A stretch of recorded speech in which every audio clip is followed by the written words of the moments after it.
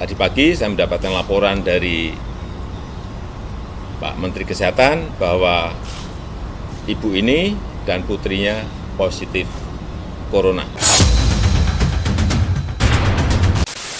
Oke, pertanyaan dari gue, apakah lo termasuk orang yang borong masker atau dengan panik ikutan belanja banyak di supermarket terus nimbun vitamin dan obat-obatan? Atau lo termasuk orang yang menyikapi virus corona dengan waspada tapi tetap tenang? Kenapa ada orang yang kayak begini dan ada yang kayak begini? Begini ceritanya.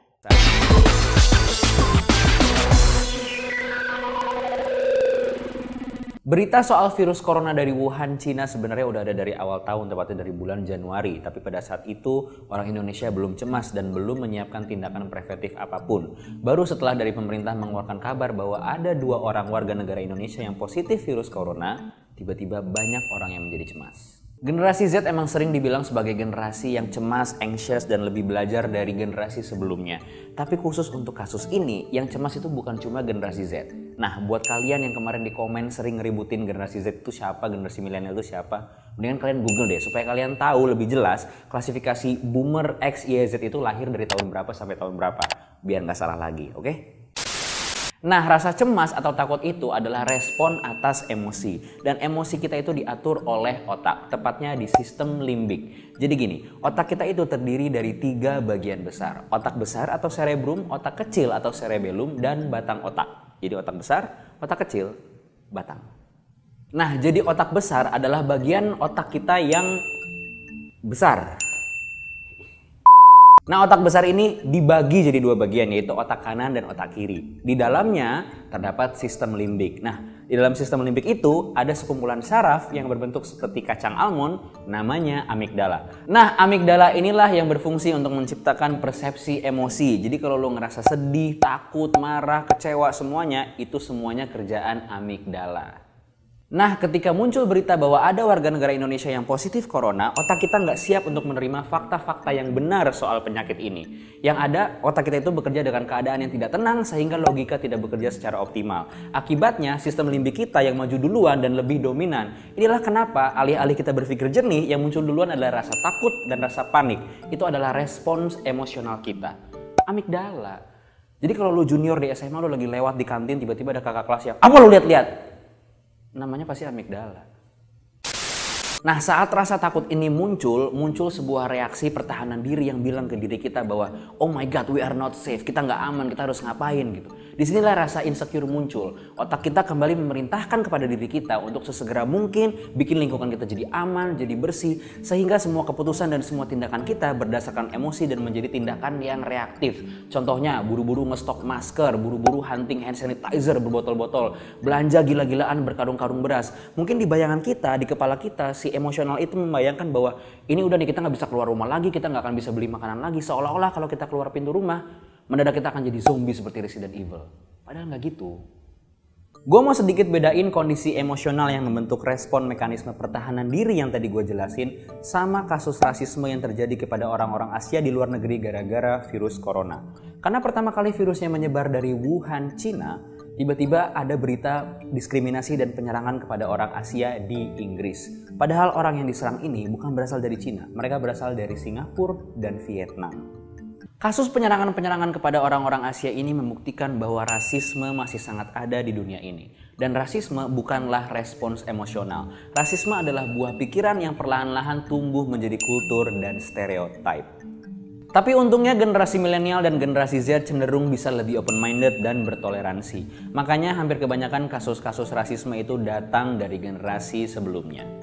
Ada fakta lain, The Deloitte Global Millennial Survey 2019 bilang bahwa generasi muda zaman sekarang itu udah kehilangan kepercayaan sama institusi yang ada. Bahkan generasi Z dan milenial merasa pesimistis terhadap perkembangan sosial yang ada. Saking pesimisnya, 2/3 dari generasi milenial dan generasi Z merasa bahwa seberapa keras pun mereka bekerja, seberapa rajin pun mereka belajar, mereka nggak akan dapat kesempatan yang adil untuk bisa mencapai kesuksesan. Rasa pesimis inilah yang juga ikut mempengaruhi cara kerja otak mereka jika mereka sedang dalam keadaan yang tidak tenang. Contohnya nih, di berita tuh WHO udah bilang bahwa virus corona tidak menyebar lewat udara. Mereka menyebar lewat cairan yang keluar dari mulut. Contohnya dahak, air liur, atau dahak, air liur. Jadi intinya yang perlu pakai masker itu adalah mereka yang ini kameramen sama produser nih dari tadi nahan ketawa, gue susah banget ngomong. Oke, intinya gini. Yang harus pakai masker adalah mereka yang sakit dan tidak sehat. Sama aja ya. Pokoknya intinya gitu. Yang sehat itu nggak perlu pakai masker sebenarnya. Kenapa? Yang perlu pakai masker adalah mereka yang sakit, yang batuk, yang flu, supaya air liur itu nggak nyiprat ke orang. Jadi kalau misalnya lu ada yang bersin terus kecipratan, lu kemungkinan bisa tertular. Intinya gitu ya. Paham ya?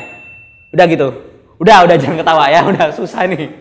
Tapi gue paham kalau lu semua masih kepikiran. Oke, lu sehat dan lu nggak pakai masker. Tapi lu khawatir di luar sana ada orang yang sakit, yang lagi batuk dan lagi flu, lagi bersin. Mereka yang nggak pakai masker. Sehingga lu menjadi pesimis dan lu takut bahwa ada orang yang nanti akan bersin atau batuk terus nyiprat ke lu. Sehingga lu pesimis pada karakter-karakter sosial di sekitar lu. Makanya lu memutuskan walaupun lu sehat, lu tetap pakai masker. Itu yang tadi gue jelasin, respon pertahanan diri. Amigdala.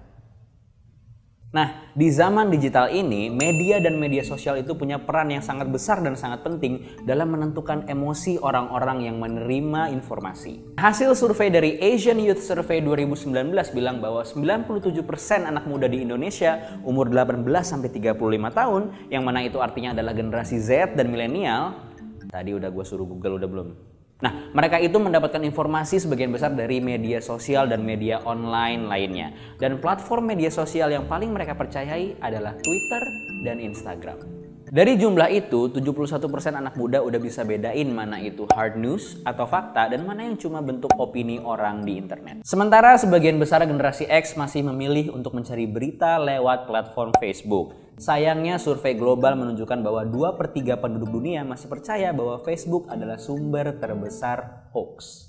Tapi di media sosial ada sebuah fenomena yang namanya echo chamber, yang sesuai artinya ruang gema ini adalah sebuah metafora di media sosial di mana ketika sebuah informasi disampaikan berulang-ulang dalam ruangan tertutup, lama-kelamaan informasi itu bisa dipercaya menjadi informasi yang benar terlepas dia itu benar fakta atau cuma hoax. Inilah yang seringkali terjadi di media sosial kita.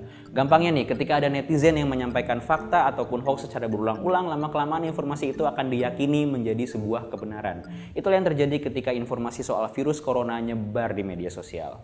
Nah, disinilah sebenarnya lingkungan medsos lo itu jadi penting untuk lo perhatikan. Siapa yang lo follow, siapa yang follow lo, dan lo sendiri sebenarnya punya peran untuk memfilter informasi yang lo dapet, yang lo ambil, dan yang lo sebarkan ulang, sehingga lingkungan medsos lo itu tidak menjadi echo chamber. Jadi kesimpulannya kenapa banyak orang insecure dan gampang panik soal corona? Ayo kita recap. Yang pertama adalah karena sistem limbik dalam otak kita bekerja lebih dominan saat kita sedang dalam keadaan yang tidak tenang. Sehingga yang muncul adalah respons emosional dan tindakan-tindakan kita menjadi tindakan-tindakan reaktif.